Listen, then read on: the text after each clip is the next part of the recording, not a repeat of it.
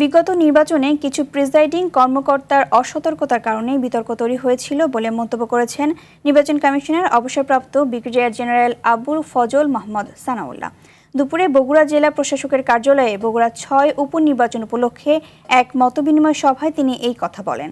এ সময় তিনি আরও বলেন, ত্রয়োদশ জাতীয় সংসদ নির্বাচন নিরপেক্ষভাবে সংঘাত ও রক্তপাত ছাড়াই সম্পন্ন হয়েছে।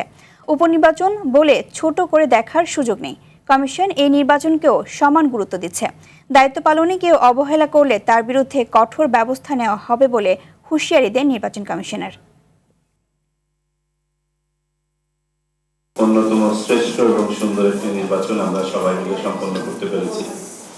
আল্লাহর অশেষ রহমতে এই কাজটি সম্ভব হয়েছে আমাদের ঐকান্তিক প্রচেষ্টা, সততা এবং সমন্বিত উদ্যোগের কারণে। আমাদের এই সামনে যে নির্বাচনটি আছে, যেটা একটি উপনির্বাচন, সেই উপনির্বাচনটিও অত্যন্ত সুষ্ঠুভাবে সম্পাদিত হবে।